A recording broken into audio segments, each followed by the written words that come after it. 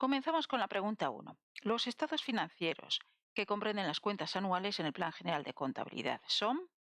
Bien, pues si vamos al Plan General de Contabilidad en su tercera parte, relativa a las cuentas anuales, tenemos el primer apartado, que es relativo a las normas de elaboración de las cuentas anuales, y dentro de las normas tenemos el primer apartado, que son los documentos que integran las cuentas anuales.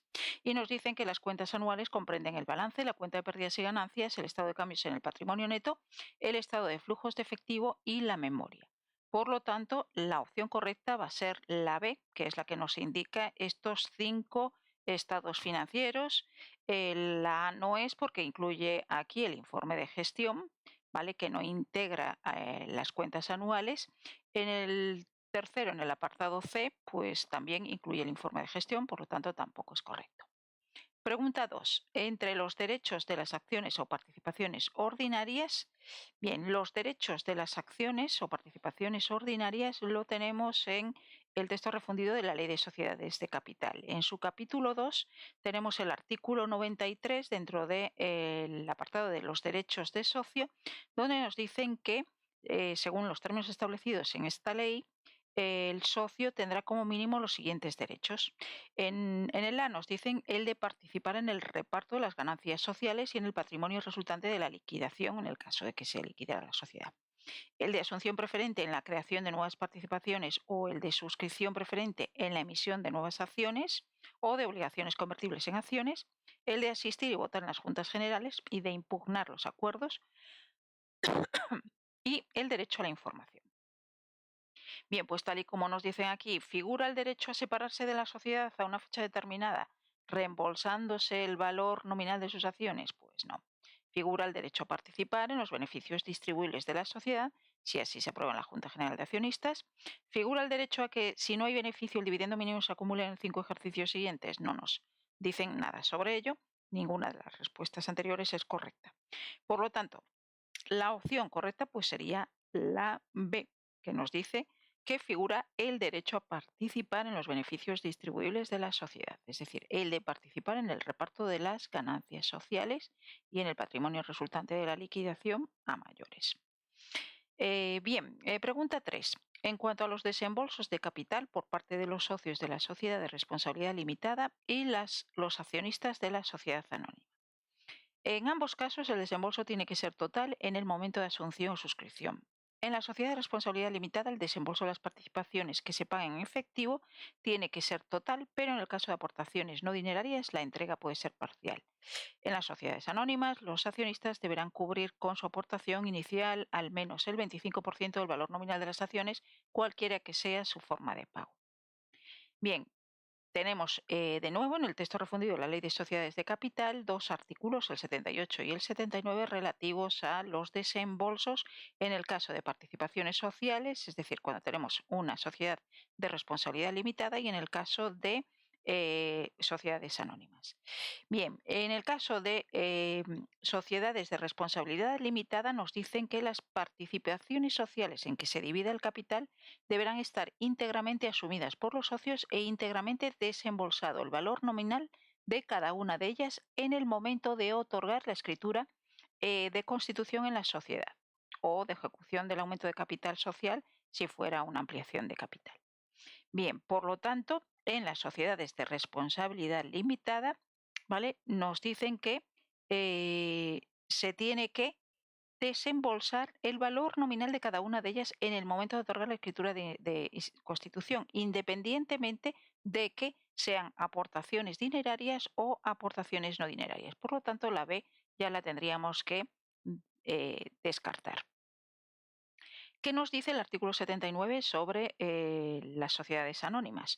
Nos dicen que las acciones en que se divide el capital de la sociedad anónima deberán estar íntegramente suscritas por los socios y desembolsado al menos, como mínimo, en una cuarta parte del valor nominal de cada una de ellas en el momento de otorgar la escritura de constitución de la sociedad. Entonces, una cuarta parte es un 25% del valor nominal. Por tanto, en las sociedades anónimas, los accionistas deberán cubrir con su aportación inicial al menos el 25% del valor nominal de las acciones, cualquiera que sea su forma de pago, sea una aportación dineraria o sea una aportación no dineraria. Así descartamos la opción A. ¿En ambos casos el desembolso tiene que ser total en el momento de suscripción? No. En el caso de las participaciones, es decir, de la sociedad limitada, sí, el desembolso tiene que ser total, pero en el caso de las sociedades anónimas no. Por lo tanto, en este caso la opción correcta sería la C. Pregunta 4. La ampliación de capital en las sociedades de capital. Siempre supone un incremento de patrimonio neto, siempre supone aumento de recursos por parte de la sociedad que amplía, supone incrementar la garantía de la sociedad frente a los acreedores. Ninguna de las respuestas anteriores es correcta. Bien, nos dicen que las ampliaciones que suponen un incremento del patrimonio neto de la sociedad van a ser estas que tenemos aquí. Las ampliaciones de capital por nuevas aportaciones dinerarias y no dinerarias, eso incrementa el patrimonio neto. La ampliación de capital para compensar créditos, lo que hacemos es convertir pasivo en neto, con lo cual también aumenta el patrimonio neto. Ampliaciones de capital por conversión de obligaciones en acciones, también ocurre lo mismo que en el caso anterior, se convierte pasivo en neto. Y ampliación de capital por absorción de otra empresa o de parte del patrimonio escindido de otra empresa. También se incorpora nuevo neto, en este caso de la empresa que ha sido absorbida, con lo cual, pues bueno, es un incremento del patrimonio neto. Pero ¿qué ocurre? Pues hay ampliaciones que no suponen incremento de recursos para la sociedad, como sería la ampliación por transformación de reservas y beneficios en capital. Si lo que hacemos es ampliar, en este caso, ampliar el capital tirando de las reservas y de los beneficios de la sociedad, lo que hacemos simplemente es sustituir un neto por otro. Entonces aquí no habría un incremento de recursos para la sociedad. Entonces siempre no es correcto en las opciones A y B. ¿Supone incrementar la garantía de la sociedad frente a los acreedores? No tiene nada que ver con la ampliación de capital, por lo tanto, ninguna sería correcta. Bien, seguimos en la siguiente. Pregunta 5. ¿No se pueden distribuir dividendos a los socios en la sociedad anónima si el patrimonio neto es inferior a los 2/3 del capital social y no se ha recuperado el patrimonio en un ejercicio? Si previamente y en cualquier caso no se ha adoptado la reserva legal y la voluntaria, si el patrimonio neto es inferior a la cifra de capital social y no se ha recuperado el patrimonio en un ejercicio. Bien, en el artículo 273 del texto refundido de la Ley de Sociedades de Capital nos hablan sobre cómo se aplica el resultado. En el punto 2 nos dicen que una vez cubiertas las atenciones previstas por la ley o los estatutos, solo podrán repartirse dividendos con cargo al beneficio del ejercicio o a reservas de libre disposición si el valor del patrimonio neto no es o, a consecuencia del reparto, no resulta ser inferior al capital social. Entonces, si el patrimonio neto es inferior a los 2/3 del capital social y no se ha recuperado el patrimonio en un ejercicio, esta es una condición para la reducción del capital social. ¿Vale? No es una condición para aplicar el resultado. Si previamente y en cualquier caso no se ha dotado la reserva legal y la voluntaria. Si previamente, en cualquier caso, no va a ser en cualquier caso. Es decir, aquí nos dicen, una vez cubiertas las atenciones previstas por la ley, una de ellas es dotar la reserva legal siempre y cuando tenga que hacerse, y después la voluntaria también con ciertas condiciones. Por ejemplo, en el caso de que tengamos en el activo del balance unos gastos de investigación y desarrollo, deberíamos tener en el patrimonio neto una reserva por idéntico importe al de los gastos de investigación y desarrollo. Sería en este caso, también hay otros, pero en todo caso no sería en cualquier caso. ¿Vale? La reserva legal la tenemos que dotar, siempre sería el 10% del beneficio hasta que se alcance el 20% del capital social. Entonces tampoco sería en cualquier caso, sino con esa condición. La opción C, si el patrimonio neto es inferior a la cifra del capital social y no se ha recuperado el patrimonio en un ejercicio. Aquí tendríamos este punto 2, ¿vale? A consecuencia del reparto, no resulta ser inferior al capital social el valor del patrimonio neto. Por lo tanto, la opción correcta sería la C. Pregunta 6. Una sociedad facilita los siguientes datos correspondientes al ejercicio 2000X2. Tenemos existencias iniciales, las compras, un descuento por volumen de pedido o rappel, ventas de mercaderías y devoluciones de ventas. Dice que la sociedad aplica FIFO, primera entrada, primera salida, como criterio de valoración de sus existencias. ¿Cuál es el importe y el saldo de la variación de existencias de mercaderías del ejercicio 2000X0 sin tener en cuenta posibles deterioros? Bien, vamos a hacer un cuadro donde vamos a ir anotando todas estas operaciones. Entonces tenemos unas existencias iniciales por 100 unidades, ¿vale? 4.000 es el importe, entonces el precio unitario nos daría 40. Tenemos unas compras de 10.000 unidades por un importe total de 420.000, pues el precio unitario sería de 42. Ahora tenemos un descuento por volumen de pedido. El descuento por volumen de pedido lo que hace es corregir el valor de la compra. Es decir, esta compra ya no nos ha salido a 20.000 euros menos porque nos hacen este descuento. Entonces, ¿qué vamos a hacer? Vamos a poner aquí el rappel por compras y lo vamos a restar al valor que teníamos de la compra. Entonces nos quedaría la compra en 400.000, que si dividimos entre el número de unidades compradas, que serían 10.000, pues nos daría un precio por cada unidad de 40. Bien, después tenemos las ventas de mercaderías, son 10.050. Vale, son 10.050 unidades. Estos 683.400 es el precio de venta. Pero nosotros tenemos que tener en cuenta siempre en los métodos de valoración de existencias el precio de coste. Entonces, ¿cómo vamos a tener en cuenta el precio de coste? ¿Qué precio vamos a tener en cuenta? Pues en este caso, el primero que entra va a ser el primero que sale, según FIFO. Aquí nos va a dar igual. ¿Por qué? Porque debido al rappel por compras, estos 42, que era el precio unitario, se ha convertido en 40. Pero aún así, lo que haríamos sería, pues los 10.050, las 10.050 unidades, las valoraríamos primero al primer precio que tenemos y después al segundo precio que tenemos. Es decir, así sucesivamente, saliendo primero las unidades al precio más antiguo, ¿vale? Y sucesivamente dando salida a los siguientes precios por orden. Bien, en este caso, pues tendríamos, nos da igual porque tenemos el mismo precio para tanto para las existencias iniciales como para las compras, entonces daríamos salida a 10.150 unidades a 40, pues serían unas ventas de mercaderías valoradas a precio de coste en 402.000 unidades monetarias. Después tenemos una devolución de ventas de 25 unidades, pues también valoradas al precio que tenemos, 25 a 40, que nos darían 1.000 unidades monetarias.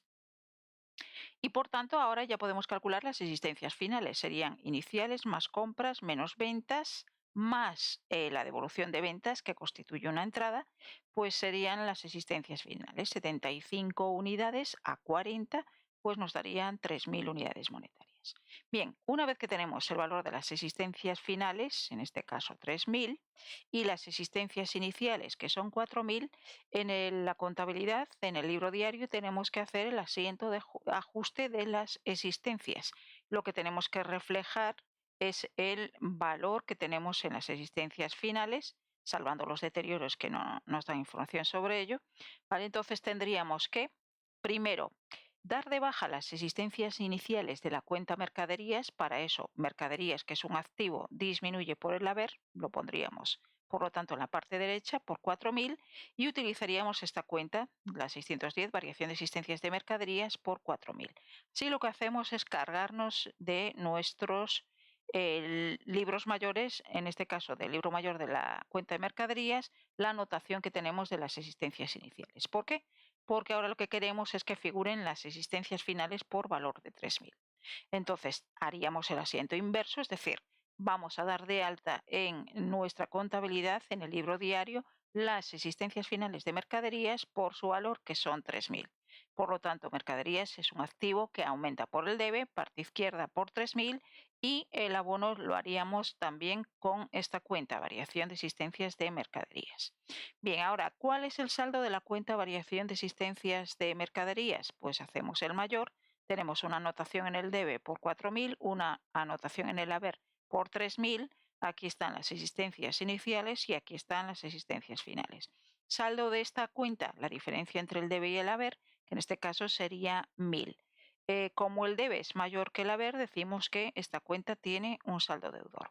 Por lo tanto, la opción correcta pues, sería la C, 1.000 deudor. Pregunta 7.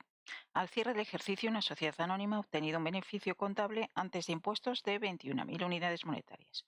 Además, a efectos fiscales, sabe que el 1 de octubre del ejercicio adquirió un inmovilizado por importe de 14.000 unidades monetarias y una vida útil de 7 años. Fiscalmente, la vida útil es de 8 años. Sabiendo que su tipo impositivo es del 20%, ¿cuál de las siguientes afirmaciones sobre el efecto fiscal de la amortización del inmovilizado adquirido en el ejercicio es la única correcta? Bien, con esta información vamos a calcular primero lo que sería la amortización contable, según criterio de la contabilidad. Los datos que tenemos es, en este caso, de un inmovilizado adquirido por 14.000 unidades monetarias y una vida útil de 7 años.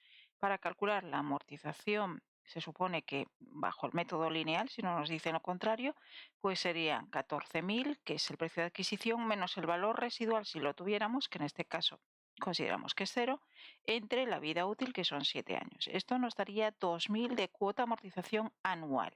Pero como este inmovilizado se adquiere el 1 de octubre, solo computaríamos como amortización desde esta fecha, desde octubre.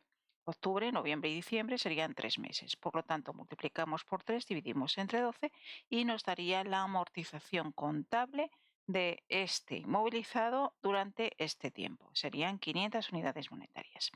Sin embargo, el criterio fiscal es diferente. Nos dicen que la vida útil es de 8 años. Por lo tanto, haríamos la misma operación pero dividiendo entre 8. Esto nos daría 1.750 de cuota de amortización anual, que multiplicada por 3 entre 12 nos daría una cuota por este periodo de 3 meses de 437,50 unidades monetarias. Por lo tanto, aquí vemos que hay una diferencia entre el criterio contable y el fiscal de 62,50. Ahora, ¿cómo afecta esto al resultado? El resultado contable es la diferencia entre ingresos y gastos. Entonces, la empresa, a nivel contable, o según el criterio de la contabilidad, habría computado como gasto deducible, es decir, como gasto a restar del resultado, 500 unidades monetarias. Sin embargo, según el criterio fiscal, solo habrían sido 437,50. ¿Qué implicación a efecto del impuesto de sociedades tendría esto? Pues que si hubiéramos puesto aquí 500, el resultado contable sería menor que poniendo 467,50, porque estamos restando menos importe. Por lo tanto, según criterio contable, el resultado contable habría sido más pequeño porque restamos una cantidad mayor, y por lo tanto el impuesto de sociedades sería también más pequeño, porque aplicaríamos el impuesto de sociedades, el tipo impositivo, sobre la base, salvando ajustes y demás, sobre el resultado contable.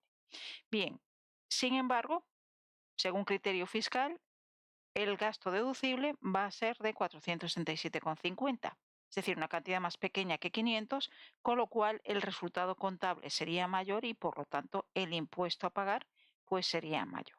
¿Por qué? Porque el resultado fiscal Hacienda lo calcula como la diferencia entre los ingresos computables según sus criterios menos los gastos deducibles según los criterios que contempla desde el punto de vista fiscal. Bien, entonces estos 62,50 pues sería menos gasto deducible, es decir, es un importe que deberíamos haber restado según el criterio de la contabilidad aquí, pero que según el criterio fiscal pues no se hace. Por lo tanto, se genera una diferencia de 62,50. Es una diferencia temporaria deducible porque va a dar lugar a menos cantidades a pagar en ejercicios futuros. Normalmente, a medida que se recuperen los activos o se liquiden los pasivos de los que se derivan en el caso de que fuera pasivo. Entonces, en este caso que tenemos, pues tenemos una diferencia temporaria deducible de 62,50 unidades monetarias. Por lo tanto, la opción correcta sería la C. Pregunta 8. El 1 de marzo del 2000X0, cuando el tipo de cambio era $1 australiano por 1,30 euros, una empresa compra un inmovilizado por valor de 79.000 dólares australianos. La obligación de pago vence el 1 de abril del 2000X1. Si el tipo de cambio al cierre del ejercicio es de $1 australiano por 1,20 euros, ¿cómo valorará el pasivo de esta operación al cierre del 2000X0 en las cuentas anuales de la empresa? Bien, lo primero que vamos a hacer es cómo se contabiliza, ver cómo se contabiliza la compra el 1 de marzo del 2000X0. Entonces tenemos una compra de un movilizado por 79.000 dólares australianos que tenemos que pasarla a euros ejecutando el tipo de cambio a través de una regla de tres simple, es decir, si un dólar australiano son 1,30 euros, como hemos comprado el inmovilizado por 79.000 dólares, pues serán X euros, nos daría 102.700 euros. Bien, ¿cómo contabilizaríamos esto a 1 de 3 del X0? Bien, es una compra de inmovilizado, es un activo, por tanto, activo que aumenta por el debe, parte izquierda del libro diario por 102.700 y esto lo deberíamos a este proveedor que como la deuda vence el 1 de abril del 2000X1, esto sería largo plazo, entonces pondríamos proveedores de inmovilizado a largo plazo por este importe, 102.700. Esto sería un pasivo que aumenta por el haber, parte derecha. Bien, a 31 del 12 del mismo año nos dicen que el tipo de cambio es otro, un dólar australiano 1,20 euros. Pues volvemos a hacer la regla de tres.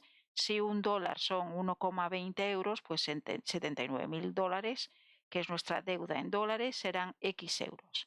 Bueno, pues a 31 del 12 el X0, la deuda que tenemos con este proveedor ha bajado de 102.700 a 94.800 euros. Es decir, que el tipo de cambio en esta fecha nos ha favorecido en el sentido de que vamos a tener que pagar menos por estos 79.000 dólares. Por lo tanto, ¿qué vamos a hacer? Reducir la deuda que tenemos con el proveedor. Es un pasivo, el pasivo siempre aumenta por el haber, disminuye por el debe. Entonces, rebajamos la deuda por la diferencia entre los dos importes, que es 7.900 euros, 7.900, pasivo que disminuye por el debe, y contemplamos estos 7.900 como una diferencia positiva de cambio. Es un ingreso, ¿vale?, que se ha originado por las diferencias en los tipos de cambio. Entonces, como ingreso lo vamos a poner en el haber por 7.900.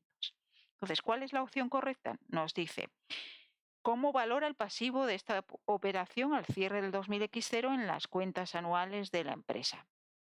Bien, pues proveedores de inmovilizado figurará por 94.800. ¿Por qué? Porque si hacemos el mayor de proveedores de inmovilizado, tenemos una anotación en el haber de 102.700, una anotación en el debe de 7.900, dándonos, por consiguiente, un saldo acreedor de 94.800, que sería la diferencia y que es la deuda que tenemos en este caso a 31 del 12 del X0 al tipo de cambio vigente en esa fecha. Entonces, proveedores de inmovilizado por 94.800 es correcto, con una diferencia de cambio positiva de 7.900, que también es correcto. Entonces, la opción correcta va a ser la A. ¿Por qué no es la B, la C y la D? Nos dicen proveedores de inmovilizado por 94.800 con una diferencia de cambio negativa. No, porque no tenemos más deuda, tenemos menos deuda. Proveedores de inmovilizado por 102.700, no, 102.700 era el valor de estos 79.000 euros, digo dólares, pero a 1 de marzo del 2000X0. A 31 del 12 el X0 es 94.800, por lo tanto esto no sería correcto. Y tampoco la diferencia de cambio no es negativa, sino que es positiva. Proveedores de inmovilizado por 102.700 sigue siendo incorrecto y la diferencia de cambio sí que era positiva, pero el importe pues está igual que en el caso C, está formulado de forma incorrecta. Por lo tanto, opción correcta sería la A. Pregunta 9. Una empresa entrega una maquinaria contabilizada por 25.000 unidades monetarias y con un valor razonable de 24.000 unidades monetarias, a cambio de unos elementos de transporte cuyo valor razonable es de 26.000 unidades monetarias. ¿Por qué importe registrará el inmovilizado recibido en la permuta? Bien, en este caso es una permuta y vamos a ver si es una permuta comercial. Se considerará que una permuta tiene carácter comercial si la configuración, es decir, riesgo, calendario e importe de los flujos de efectivo del inmovilizado recibido, difiere de la configuración de los flujos de efectivo del activo entregado. O el valor actual de los flujos de efectivo después de impuestos de las actividades de la empresa afectadas por la permuta se ha modificado como consecuencia de la operación. Además, es necesario que cualquiera de las diferencias surgidas por las anteriores causas, A o B, resulte significativa al compararla con el valor razonable de los activos intercambiados. Bien, en este caso, pues tenemos una maquinaria que se entrega a cambio de unos elementos de transporte. Se podría considerar una permuta comercial porque además son bienes de distinta naturaleza. Se supone que la configuración, riesgo, calendario e importe de los flujos de efectivo del inmovilizado que recibimos difiere de la configuración de los flujos de efectivo del activo que entregamos. Entonces, pues en este caso, ¿cómo vamos a valorar la permuta comercial? Pues en este caso, el inmovilizado recibido, ¿vale? Se va a valorar al valor razonable del activo entregado, más en su caso las contrapartidas monetarias que se hubieran entregado a cambio, salvo que se tenga una evidencia más clara del valor razonable del activo recibido. Entonces vamos a coger el valor razonable del activo entregado. El valor razonable del activo entregado serían 24.000. Dice, salvo que se tenga una evidencia más clara del valor razonable del activo recibido y con el límite de este último. Es decir, el límite es el valor razonable del activo recibido, que serían 26.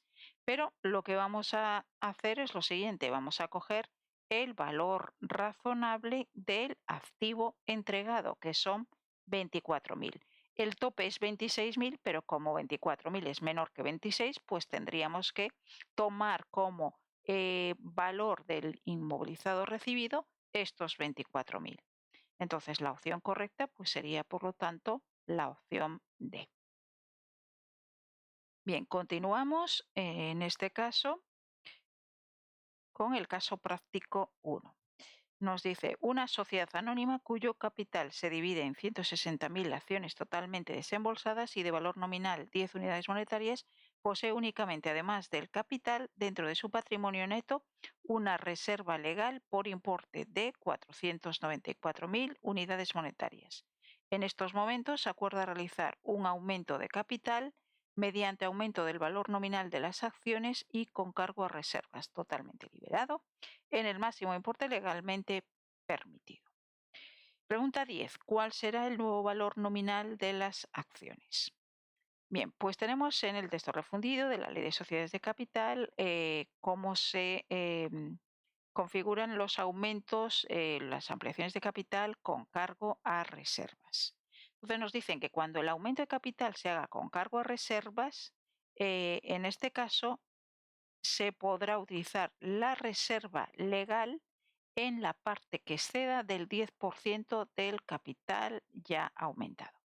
El aumento con cargo a reservas no implica un incremento del patrimonio neto. Entonces, lo que vamos a hacer es una ecuación formulada de la siguiente manera.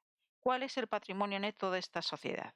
Pues es el capital constituido por 160.000 acciones de 10 euros de valor nominal, que esto nos daría un capital de 1.600.000 y esta reserva legal por importe de 494. Bien, pues el patrimonio neto que tenemos va a ser igual a lo siguiente, el nuevo capital que tendremos después de la ampliación más la reserva legal que se va a quedar en un 10% de ese capital nuevo ya incrementado. Bien, ¿por qué? Porque el resto que exceda al 10% del capital social ya aumentado es lo que vamos a utilizar para realizar la ampliación de capital. Entonces, resolviendo esta ecuación, pues nos daría que este nuevo capital ya aumentado sería de 1.903.636,364 unidades monetarias. Bien, como lo que hacemos es ampliar el capital social y simplemente lo que hacemos es aumentando el valor nominal de las acciones, no incrementando el número de acciones, pues ahora el nuevo capital, si lo dividimos entre el número de acciones que tenemos, que son 160.000, pues nos va a dar el nuevo valor nominal que tienen estas acciones. Es decir, que ha pasado de 10 unidades monetarias a 11,90 unidades monetarias por cada acción. Entonces, ¿cuál será el nuevo valor nominal de las acciones? Pues será 11,90. Opción correcta de la pregunta 10, la A. ¿Qué nos pregunta en la pregunta 11, también relacionada con este caso práctico 1? ¿Cuál será el saldo de la reserva legal tras la operación? Pues la reserva legal se habrá quedado en un 10% del capital ya aumentado. Entonces, un 10% del capital ya aumentado, es decir, de 160.000 acciones a su nuevo valor nominal. Pues esto nos daría una reserva legal de 190.400 unidades monetarias. Bien, entonces la diferencia entre las 494.000 y las 190.400 es lo que hemos utilizado para incrementar en este caso el capital, es decir, realizar el aumento de capital con cargo a las reservas. Bien, entonces, como solo nos preguntan cuál es el saldo nuevo de la reserva legal, en este caso la opción correcta pues sería la opción B, que serían 190.400. Caso práctico 2. Una sociedad anónima cuyo capital se compone de 800.000 acciones de valor nominal de 5 unidades monetarias totalmente desembolsado, además del capital, dispone en su patrimonio neto de una reserva voluntaria por valor de 20.000 unidades monetarias, una reserva legal por importe de 436.000 unidades monetarias y unas pérdidas acumuladas por importe de 2.456.000 unidades monetarias. Si la sociedad estuviera obligada a compensar pérdidas, desearía hacerlo hasta igualar su patrimonio neto con las 2/3 partes del capital social. Pregunta 12. ¿Cuál es el importe que empleará de reservas voluntarias para compensar pérdidas acumuladas? Bien, en este caso vamos a recurrir a dos artículos del texto refundido de la Ley de Sociedades de Capital. Uno es el artículo 274, que nos habla sobre la reserva legal.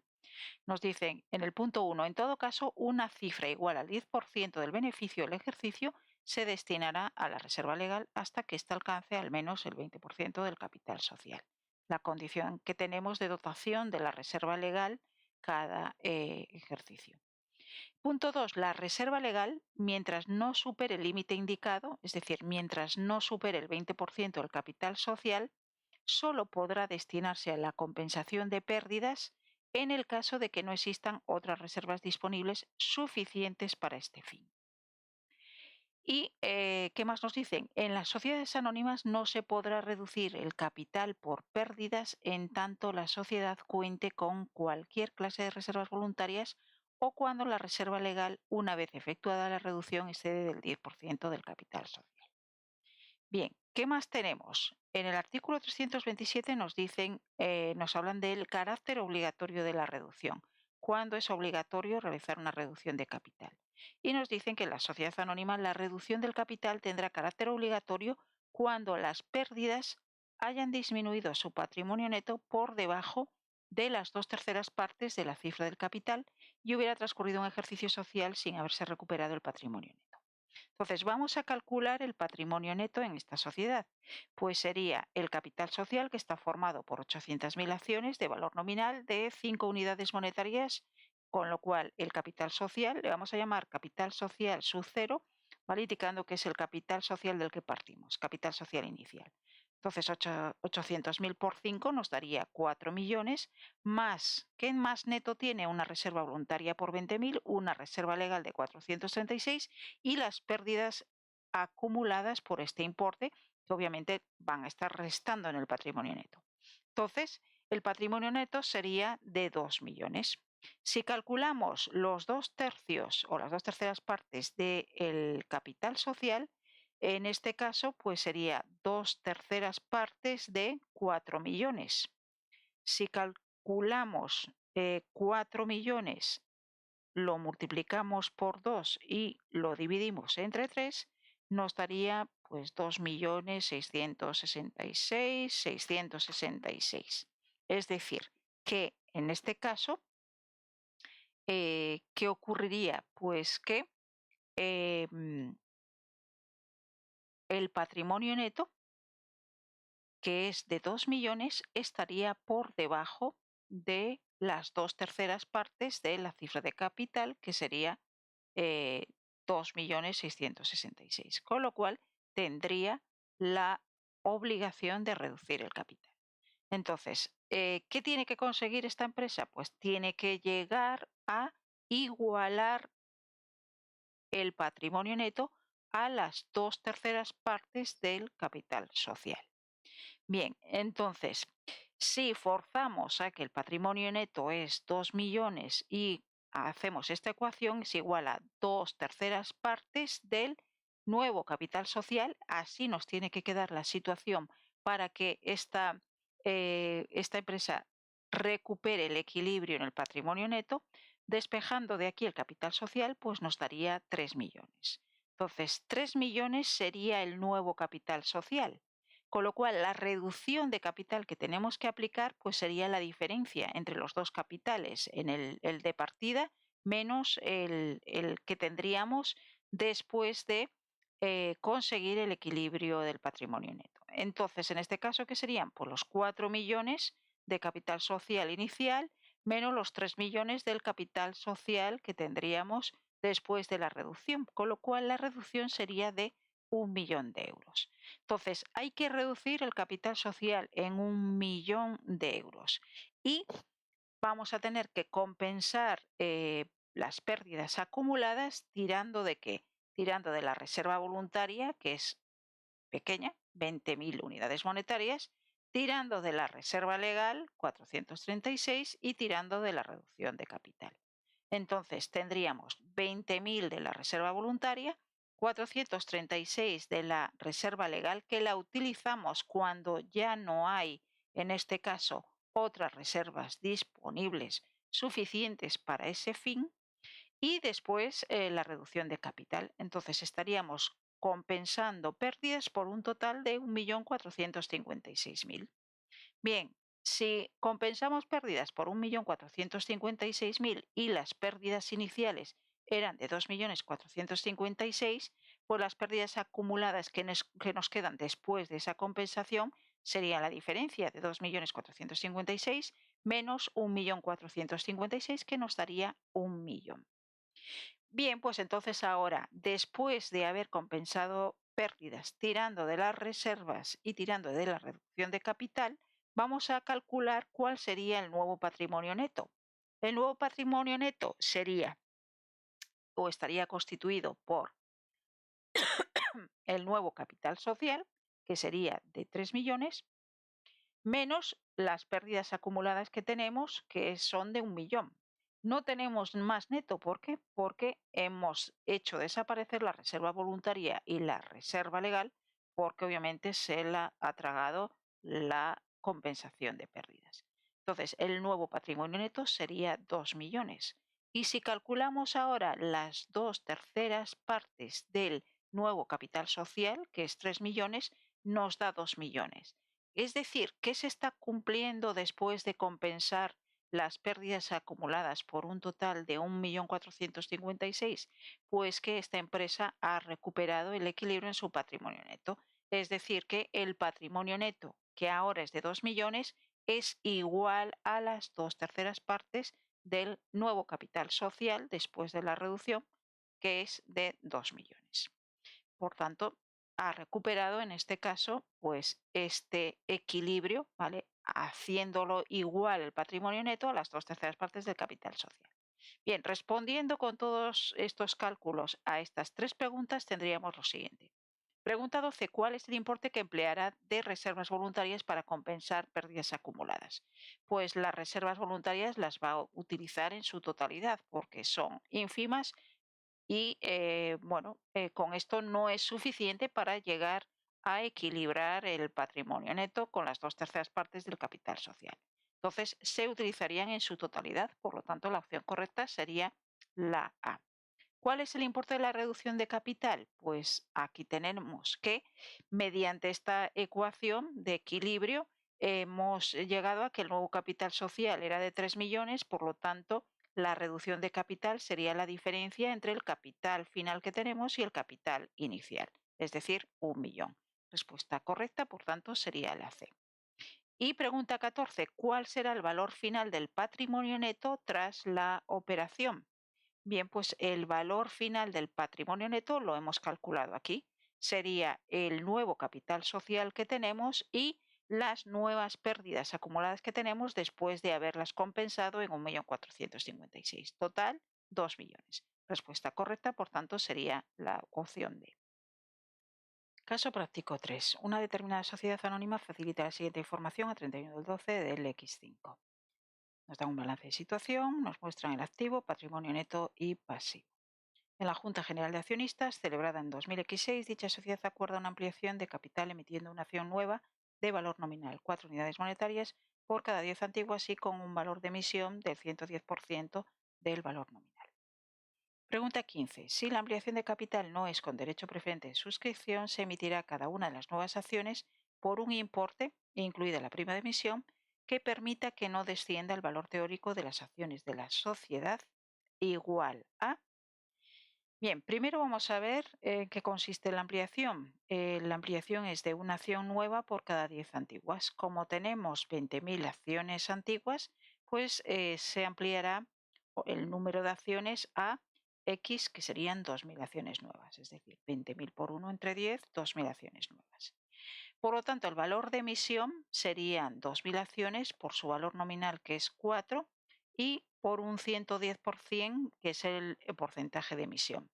Esto nos daría 8.800 unidades monetarias, el valor de emisión con la prima de emisión incluida. La prima de emisión es todo lo que supere el 100% en este porcentaje, es decir, la prima de emisión en este caso sería de un 10%. Por lo tanto, aquí en este valor de emisión tendríamos dos cosas. Por un lado, el aumento del capital social, que serían 2.000 por 4, 8.000, y por otro lado, las 2.000 acciones por la prima de emisión, que sería un 10%. Nos daría estas 800 unidades monetarias más. Bien, entonces aquí tenemos ya el valor de emisión. Bien, ¿qué más tenemos que calcular? Nos dice que la ampliación de capital no es con derecho preferente de suscripción. ¿Y qué implica que no haya derechos preferentes de suscripción? Pues que si se amplía el capital, es decir, estas 2.000 acciones nuevas, las pueden adquirir tanto accionistas antiguos como nuevos accionistas. ¿Y qué ocurriría? Pues vamos a ver lo que ocurre si entran nuevos accionistas y los accionistas antiguos, por ejemplo, no pudieran comprar acciones nuevas. Entonces, ¿qué pasaría en este caso? Vamos a calcular el patrimonio neto inicial, el de partida. ¿Vale? Le vamos a llamar P sub n sub 0. Tendríamos el capital social inicial, 80.000, más una reserva legal y otras reservas. Esto nos sumaría 118.800 unidades monetarias. Vamos a calcular el valor teórico de las acciones, que no es más que el patrimonio neto entre el número de acciones, es decir, 118.800 entre las 20.000 acciones nos daría 5,94 unidades monetarias cada acción. ¿Qué significa el valor teórico? Que de 5,94 unidades monetarias, cada acción participa en el capital con 4 unidades monetarias y con 1,94, que sería el resto hasta completar 5,94, con 1,94 unidades monetarias participa en las reservas. Bien, ahora vamos a calcular el patrimonio neto en el caso de que se produzca la ampliación de capital. Entonces tendríamos el nuevo patrimonio después de la ampliación. Lo vamos a llamar P sub n sub 1. Pues serían los 80.000 de capital social de partida más el nuevo capital que tendríamos, que sería 8.000 más 800 de la prima de emisión, que cualquiera de los dos conceptos forma parte del neto, por lo tanto lo podemos sumar así, 8.800, y más las dos reservas que tenemos, 8.600 más 30.200. Nos daría un nuevo patrimonio neto de 127.600. Volvemos a calcular el valor teórico, ahora con esta situación, patrimonio neto, entre el número de acciones, teniendo en cuenta que después de la ampliación tenemos 20.000 acciones más 2.000 acciones nuevas más.